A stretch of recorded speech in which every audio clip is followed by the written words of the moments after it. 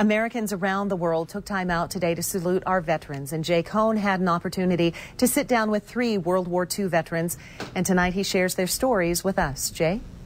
Thank you, Becky. You know, Tom Brokaw calls them the greatest generation. Speaking of the men and women who fought the Second World War, whose lives give true meaning to the words duty, honor, and courage. Give a listen now as we talk with 3 Montana World War II survivors who recall a time of tragedy and triumph that leaves us all incredibly humbled on this Veterans Day 2010. Dean Gallus celebrated his 91st birthday on Tuesday. Hard to believe when you hear his story of fighting the Japanese on Attu Island in the Aleutian Chain. The date, May 29th, 1943. The night of the 29th, they unleashed everything they had. And I think there was about 25 of those soldiers that came up and out of the fog, and I asked for their password and they wouldn't give it to me. So I ran into them and just remember so well the one I had the headlock on. We were nose to nose, and I could smell his body, which had it wasn't a bacteria type body odor. It was more like a soap that they used. But I've still got that smell in my mouth or in my nose, and I still can remember his facial appearance. After Attu, Gallus took part in 2 other island landings, and in February of 1945, he found himself back in a military hospital, the result of a run-in with an enemy machine gunner at Okinawa. 3 bullets to my chest, 1 to my shoulder, and 1 to the went through the helmet and down my head. Boy, that sure made a bang when it hit the helmet. By the time Gallus returned to Montana, he had spent 26 months overseas and was awarded 3 Purple Hearts, 2 Bronze Stars, and a Silver Star for his bravery and valor in the face of the enemy. For 89-year-old Al Jenkins, he joined the Army the day after the attack on Pearl Harbor. Of course, we heard the news that Pearl Harbor had been attacked, and without any thought, I knew my life had been changed right then and there. So I joined up on the following Monday. Within months, Jenkins was on the Queen Mary, headed for Australia and eventually New Guinea. It would be 35 months before he'd be back in Montana. We had no say into what our future professions were to be. I ended up as an armorer, which means I took care of guns, hung bombs, and that sort of thing. We were bombed and strafed. We suffered malaria. Every man in the outfit had it.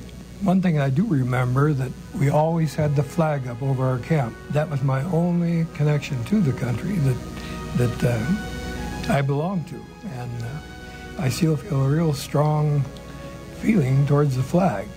Even now, 67 years later, Jenkins still flies Old Glory outside his Billings home every day.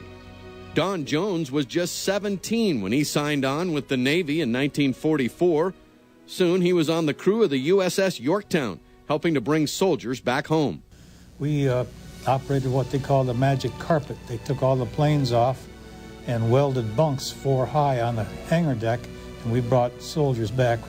On the Yorktown, Jones had a fairly safe existence. Nobody shot at me, and I didn't shoot at anybody, and that's right. I do feel humble listening to the stories here.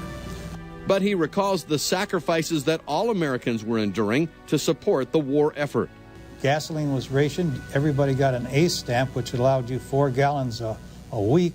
And sugar, of course, we could get extra sugar if you were canning peaches or if you had a victory garden, but once in a while in the paper there'd be an article about somebody that hoarded sugar, and the sugar went bad, and you say it serves them right, you know.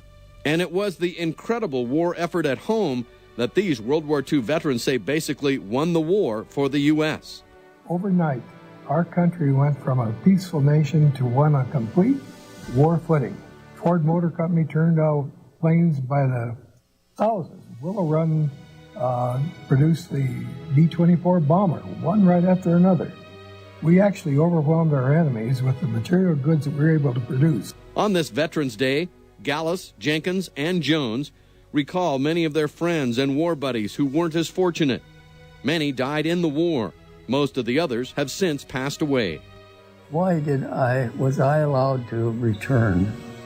And some of my best friends were killed, one bullet killed them, or one slash of the bayonet and they were gone. Now, we're all cowards when you get right down to it. Nobody wants to die, but that never entered our minds. If it's our country, we fight for it. We don't have freedom because it's given to us. We fought for it. Well, I wanted to show you, this is a ration book from World War II. It has stamps for gasoline, sugar, and other goods made scarce due to the war. Just imagine today if Americans were facing gasoline rationing to help support the wars in Iraq and Afghanistan. Or perhaps if you were allowed just 4 tires for your car until further notice. I want to say it was truly a privilege to have the opportunity to meet these 3 war heroes. And while they don't consider themselves heroes, they truly emulate what the phrase "the greatest generation" is all about. In my opinion, all Americans owe them a debt of gratitude on this Veterans Day.